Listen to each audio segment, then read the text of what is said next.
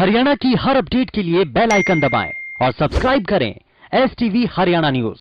नमस्कार, स्वागत है आपका खास पेशकश में। मैं हूं नंदिनी मिश्रा आपके साथ। प्रदेश में त्योहारी सीजन में कोरोना के मामले बढ़ने लगे हैं। जहां बीते महीनों में हरियाणा में रिकवरी रेट बहुत बेहतर हुआ था, तो अब फिर से मामलों को लेकर हालात बिगड़ने लगे हैं। स्वास्थ्य विभाग का कहना है कि कोरोना के मरीज भले ही कम हुए हों, लेकिन संक्रमण अभी खत्म नहीं हुआ है। चुनौती अभी बरकरार है। ठंड का मौसम शुरू हो गया है। रात का तापमान 18 डिग्री सेल्सियस पर पहुंच चुका है। सर्दियों में संक्रमण बढ़ने की आशंका ज्यादा होती है। उस पर त्योहारी सीजन भी है। दिवाली आने वाली है और इस त्योहारी सीजन में एहतियात नहीं बरती गई तो संक्रमण पहले की अपेक्षा तेजी से फैल सकता है। स्वास्थ्य विभाग और जिला प्रशासन भी इस बात से अच्छी तरह वाकिफ है और इसके लिए खास तैयारियां की जा रही हैं। दिवाली त्योहार के पूर्व बाजार में सभी व्यापारियों, सैलून संचालकों और अन्य दुकानों का कोरोना जांच करवाया जा रहा है। टेस्टिंग की संख्या भी बढ़ाई जाएगी।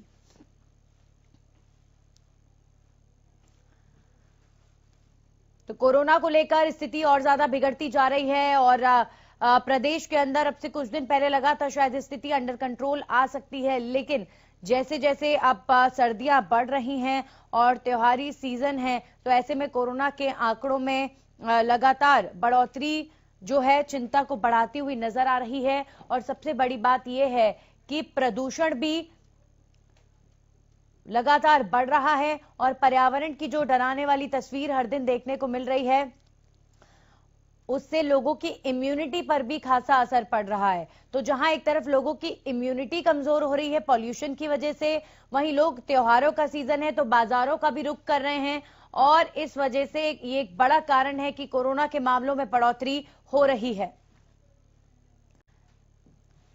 और इस पर हमारे साथ हमारे सहयोगी लाजपत जुड़ चुके हैं। सोनीपत से सीधा उनका रुख करेंगे। लाजपत, चूंकि सोनीपत जो कि दिल्ली NCR के नजदीक है, ऐसे में सोनीपत में भी जैसा कि आप लगातार बता रहे हैं कि कोरोना के मामलों में लगातार बढ़ोतरी दर्ज की गई है, तो इसके पीछे कारण ये एक सबसे बड़ा है कि दिल्ली NCR के नजदीक होने की वजह से कोरोना के मामलों में सोनीपत में इतना बड़ा उछाल आया है। जी बिल्कुल, अगर बात करें तो नंदनी, कोरोना की जो लोगों के मन से दहशत खत्म हो चुकी है और अब जो दिवाली है, दिवाली को लेकर आतिशबाजी लगातार देखने को मिलेगी। ऐसे में कहीं ना कहीं विभाग के सामने काफी बड़ी चुनौती है, क्योंकि अगर आतिशबाजी होती है तो लोगों का दम घुटेगा, क्योंकि जहरीली धुआं भी छूटेगी।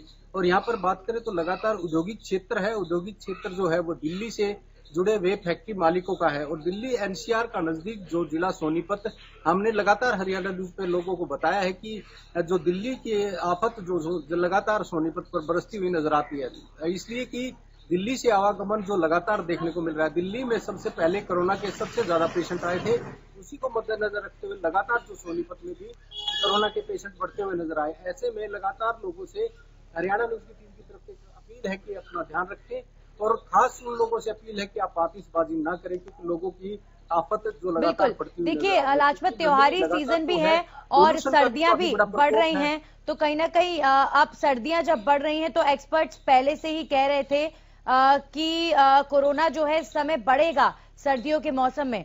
तो लाजपत, अब सर्दियां हैं, मौसम जो है ठंडा है, कोरोना बढ़ रहा है और ऐसे में अब त्योहारी सीजन में बाजारों में भी लोग काफी संख्या में आ रहे हैं, तो अब कोरोना के आंकड़ों में लगातार बढ़ोतरी होगी, ऐसे संकेत साफ मिल रहे हैं। जी बिल्कुल नंदनी, कोरोना के पेशेंट लाजमी है कि लगातार बढ़ेंगे, क्योंकि अब जो है मौसम की जो बदलाव है, जैसे सर्दी लगातार बढ़ रही है, तो ऐसे में लगातार जो पेशेंट बढ़ेंगे, बिल्कुल साफ है। और उन लोगों से भी जरूर अपील है कि आप अपना ध्यान रखें और अपना सुरक्षित रहें, क्योंकि वजह जो है लगातार कोरोना के बढ़ना एक लाजमी बनता है, क्योंकि यहाँ पर बात करें तो औद्योगिक क्षेत्र काफी बड़ा है जो पोल्यूशन लगातार छोड़ रहा है। तो ऐसे में कहीं ना कहीं उन लोगों से जरूर अपील है कि आप अपना ध्यान रखें, अपना सुरक्षित रहें, क्योंकि यहाँ पर जो है मास्क का यूज नहीं किया जा रहा, तो इन लोगों की लापरवाही लगातार देखने को मिल रही है। ऐसे में नंदनी, कहीं ना कहीं काफी बड़ी लापरवाही है।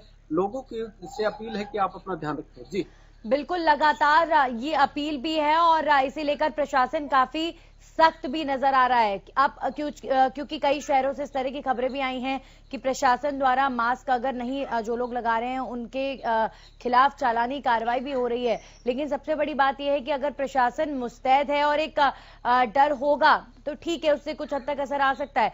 लेकिन जो जागरूकता पहले देखी गई थी, कोरोना से जो डर था पहले देखा गया था और अब वक्त के साथ वो खत्म हो चुका है। कहीं ना कहीं उस डर को अब वापस लाने का वक्त आ गया है। लोगों को इस बात की गंभीरता को समझना होगा। जी बिल्कुल, प्रशासन लगातार अपनी चेकिंग कर रहा है। जिन लोगों ने मास्क नहीं लगाया उनके लगातार चालान काटे जा रहे हैं, लेकिन लोग अभी भी लापरवाह हैं। प्रशासन की तरफ से पूरा ध्यान रखा जाता है कि जो लोग लापरवाह हैं उनके चालान काटे जा रहे हैं। लेकिन जो व्हीकल का जो चालान काटा जा रहा है, क्योंकि व्हीकल पर जो अगर जो कोई मास्क नहीं लगाता तो उसके चालान काटे जाते हैं। लेकिन अनशिक्षित जो लोग हैं जिन्होंने अभी तक मास्क नहीं लगाना शुरू किया, वो काफी लापरवाह हैं। ऐसे में उन लोगों से जरूर अपील है कि आप अपने घर के लिए, अपने परिवार के लिए, अपने गांव के लिए आप आफत बन सकते हैं, क्योंकि जो कोरोना की चैन है वो काफी बड़ी चैन है। अगर आप खुद इस पे अगर आते हैं तो उनके लिए काफी दिक्कत हो सकती है। जी लाजपत, और कोरोना से बचने के लिए एक सबसे बड़ा जो तरीका है वो है ज्यादा से ज्यादा टेस्टिंग हो लोगों की, ज्यादा से ज्यादा मामले खुलें, क्योंकि कई बार कोरोना लोगों को है ये नहीं पता चल पाता। तो टेस्टिंग के जरिए पता चलता है तो कम से कम जो कोरोना पॉजिटिव है उनसे लोग डिस्टेंस मेंटेन करते हैं और संक्रमण कम फैलता है। तो ऐसे में सोनीपत की मैं अगर बात करूं तो क्या यहाँ पर ठीक ठाक लेवल पर टेस्टिंग हो रही है या टेस्टिंग में कमी आई है, या फिर हालातों को देखते हुए प्रशासन ने टेस्टिंग और ज्यादा बढ़ा दी है, क्योंकि समय की मांग यही है? जी बिल्कुल नंदनी, यहाँ पर बात करें तो जो स्वास्थ्य विभाग की टीम के सामने काफी बड़ी चुनौती है। ऐसे में लगातार स्वास्थ्य विभाग की टीम अपना काम करती हुई नजर आ रही है, लेकिन लोग लापरवाह है। जो मास्क नहीं लगाते वो कहीं ना कहीं कोरोना की चपेट में आ सकते हैं, क्योंकि लगातार जो कोरोना की जो काफी बड़ी बीमारी है जिनको लोग लेकर लापरवाह लोग देखने को मिले। जी बिल्कुल। तो अब जाहिर तौर पर कोरोना एक तरफ पैर पसार रहा है और ज्यादा बढ़ रहा है। वहीं अगर बात करें प्रदूषण के स्तर की, तो प्रदूषण का स्तर भी बेहद गंभीर होता जा रहा है। दिल्ली एनसीआर के पास जो तमाम क्षेत्र है और दिल्ली एनसीआर जो है वहां पर एयर क्वालिटी इंडेक्स डराने वाला सामने आ रहा है। लाजपत, अगर बात करें सोनीपत की प्रदूषण को लेकर, देखिए प्रदूषण की क्या स्थिति है साइंटिफिकली तो पता चलता ही है, लेकिन कहीं ना कहीं अब जिस तरीके का धुआं और फॉग नजर आ रहा है, लोगों को सांस लेने में परेशानी हो रही है, गले में जलन, आंखों में जलन महसूस हो रही है। तो सोनीपत में भी आबो हवा आज कुछ इसी तरीके की नजर आ रही है क्या?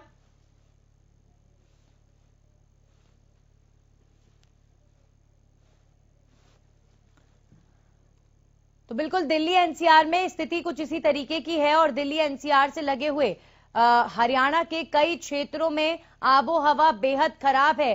चाहे सिरसा हो, गुरुग्राम हो, फरीदाबाद हो, तमाम क्षेत्रों में एयर क्वालिटी इंडेक्स बेहद संवेदनशील हर दिन आ रहा है। और तस्वीरों के माध्यम से भी हम जब खुद बाहर निकल रहे हैं और टेलीविजन पर जो तस्वीरें देख पा रहे हैं, उससे हम अंदाजा लगा सकते हैं कि लोगों को कितनी परेशानी सांस लेने में हो रही है इस आबो हवा में। हमारे साथ राजेंद्र दहिया जुड़ चुके हैं फरीदाबाद से।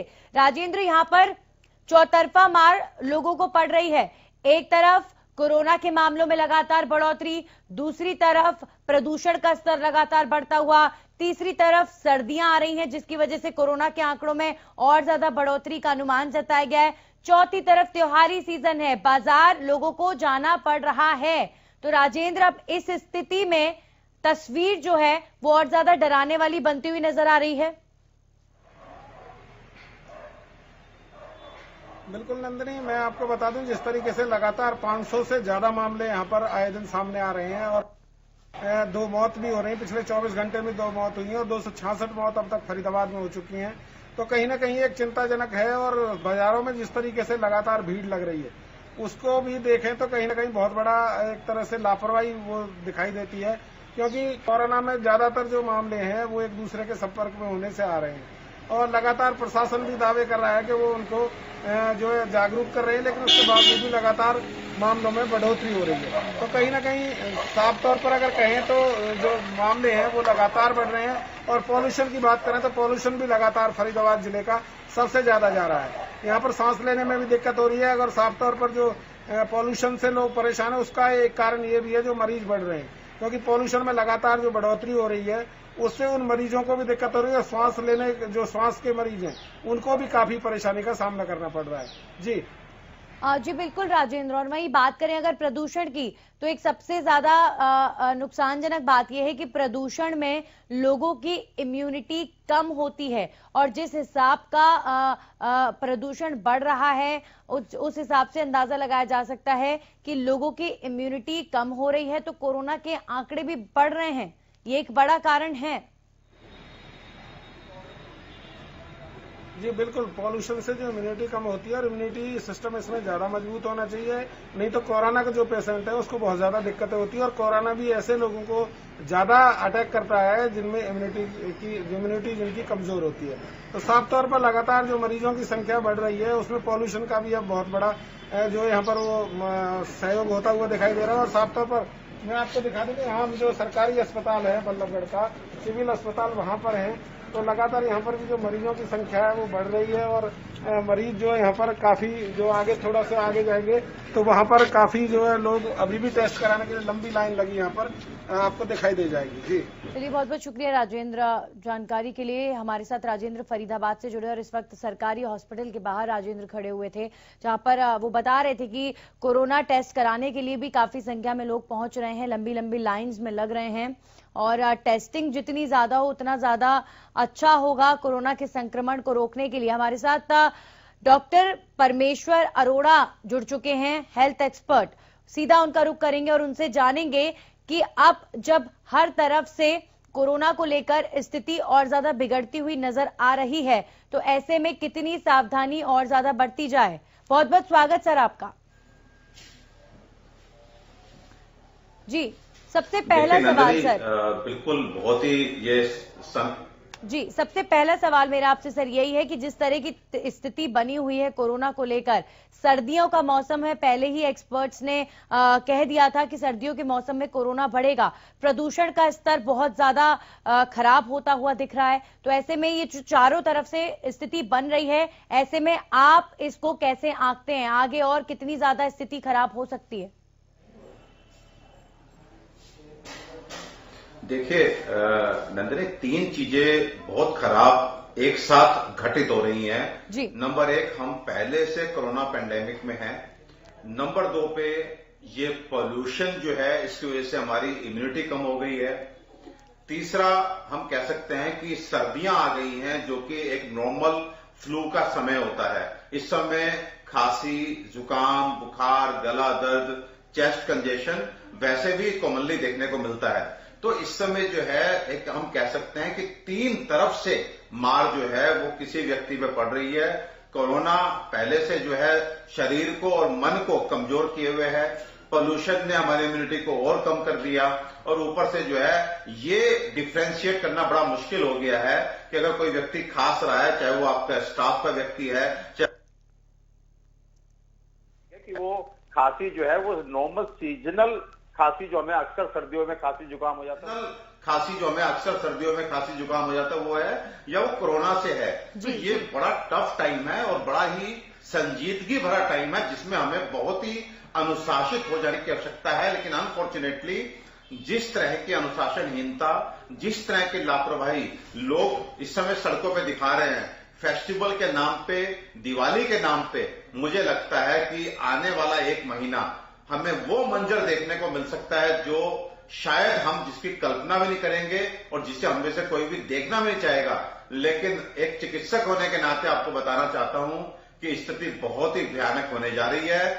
सरकार मजबूर नजर आएगी, प्रशासन मजबूर नजर आएगा, आमजन भी मजबूर नजर आएगा।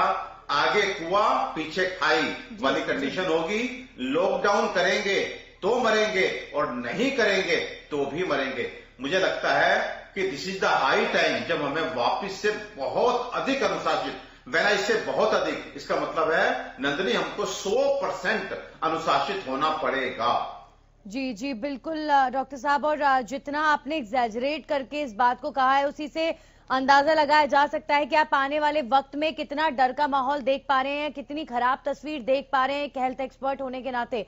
अब अगर बात करें कोरोना के बढ़ते आंकड़ों की, या पहले जिस दौर में जब आंकड़े बढ़ रहे थे, तो आगे क्या लगता है स्थिति क्या उसको भी पार कर सकती है अगर लोग सचेत नहीं हुए तो इस वक्त?